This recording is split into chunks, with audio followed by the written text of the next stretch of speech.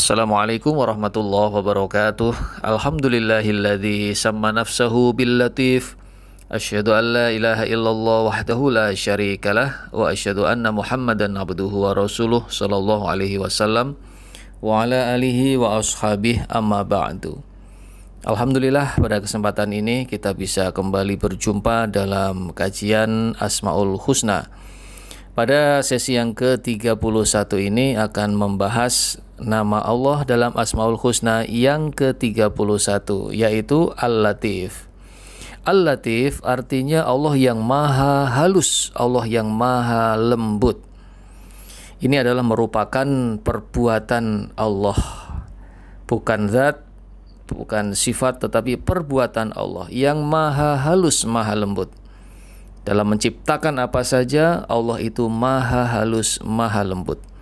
Menciptakan pohon dengan sangat halus, dengan detail, ada serat, ada akar, ada getah dengan segala fungsinya.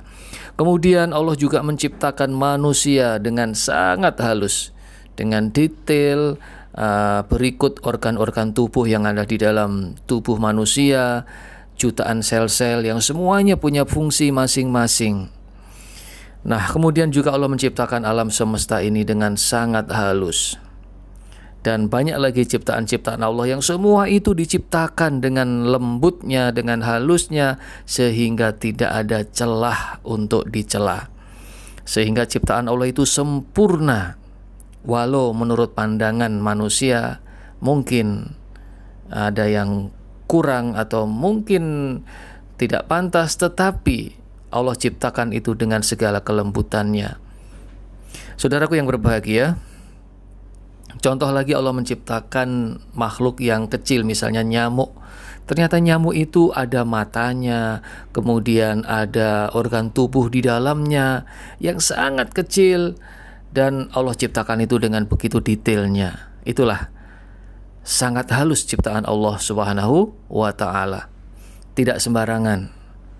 Kemudian Allah maha lembut, maha halus di dalam memberikan nikmat dan rahmatnya. Sehingga kadang-kadang manusia tidak merasa bahwa sedang diberi nikmat oleh Allah.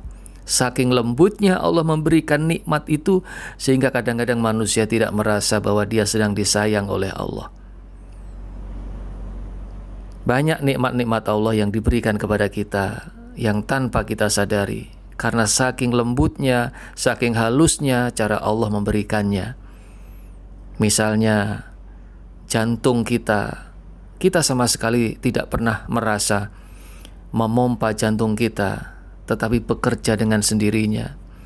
Paru-paru kita juga tidak pernah merasa setiap hari menarik nafas dan menghembuskannya, tapi bekerja secara otomatis. Ini adalah ciptaan Allah sang maha lembut, sang maha halus.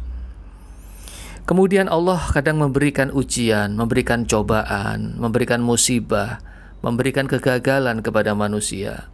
Seolah-olah kita lihat dia orang yang sangat menderita. Tetapi justru di balik ujian, di balik cobaan, di balik musibah itu, Allah sedang menyayangi. Allah sedang ingin meninggikan derajatnya. Allah sedang ingin memberikan dia pahala yang berlimpah. Nah, jadi itulah Allah lembut sekali memberikan nikmat sampai kadang-kadang kita tidak merasakan, tidak menyadari. Nah, Allah juga maha lembut, maha halus dalam mendatangkan azab. Kadang ada orang itu kaya, hartanya berlimpah, dan kita melihat bahwa orang itu orang yang sangat beruntung, orang yang bahagia. Padahal sesungguhnya Allah sedang memberikan azab pada orang itu lewat hartanya, lewat kekayaannya, lewat jabatannya, membuat dia semakin jauh dengan Allah. Nah, akhirnya itulah merupakan azab dari Allah. Saudaraku yang berbahagia, termasuk bagian dari latifnya Allah, janin yang ada di dalam kandungan bisa makan lewat tali pusat atau tali pusar, mulutnya belum berfungsi. Begitu lahir ke dunia, otomatis tali pusat atau tali pusarnya terlepas, lalu mulutnya mulai berfungsi untuk menghisap ASI dan memakan makanan-makanan yang akhirnya Allah tumbuhkan juga gigi-gigi yang kuat dan seterusnya. Ini adalah merupakan contoh dari sifat Allah yang maha halus, maha lembut. Saudaraku yang berbahagia, lalu apa buah iman kita kepada Al-Latif? Manakala kita meyakini kepada Al-Latif, beriman kepada Al-Latif, yang pertama, kita akan bersikap lemah lembut kepada setiap hamba Allah, setiap makhluk Allah. Bukan hanya terhadap manusia, tetapi juga terhadap makhluk Allah yang lain. Terhadap binatang-binatang, kita bersikap lemah lembut. Terhadap orang lain, dalam kita memberikan nasihat, memperingatkan, juga dengan cara-cara yang lemah lembut, dengan cara-cara yang halus. Sehingga orang yang kita nasihati, yang kita ajak tidak merasa digurui, tapi merasa diuntungkan, merasa mendapatkan suatu manfaat dari peringatan yang kita sampaikan. Kemudian yang kedua, manakala kita mengimani dan meyakini pada Al-Latif, maka kita akan selalu bersikap perlahan-lahan dalam mengerjakan sesuatu. Artinya perlahan itu bukan lemot, bukan lambat, tetapi menikmati prosesnya, tidak terburu-buru. Karena segala yang terburu-buru itu hasilnya pasti tidak akan baik. Baik urusan dunia maupun urusan akhirat. Sholat yang terburu-buru hasilnya tidak baik. Membaca Al-Quran yang terburu-buru tidak akan baik hasilnya. Nah, urusan dunia juga demikian. Suatu pekerjaan misalnya membangun rumah yang mestinya selesai 7 hari, kemudian dikebut selesaikan sehari semalam, pasti hasilnya tidak akan baik. Nah, manakala kita mengimani dan meyakini kepada Al-Latif, maka kita akan selalu sabar menikmati dan menjalani proses sehingga dapat menyelesaikan segala urusan kita dengan baik, dengan maksimal. Kemudian yang ketiga, buah iman kita pada Al-Latif adalah kita akan senang memberikan kemudahan-kemudahan pada orang lain. Nabi SAW bersabda, semoga Allah merahmati, kata Rasulullah SAW, orang yang mudah ketika membeli, mudah ketika menjual, mudah ketika memberikan pinjaman, dan mudah ketika menagih orang yang punya hutang kepadanya. Jadi senang memberikan kemudahan kepada orang lain. Siapapun yang berurusan dengan kita, maka akan mendapatkan manfaat dari bantuan kita, dari kemudahan-kemudahan yang kita berikan.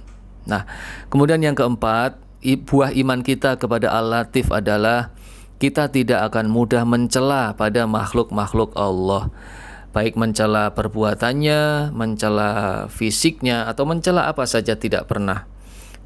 Bahkan Nabi Muhammad SAW tidak pernah mencela makanan yang dihidangkan.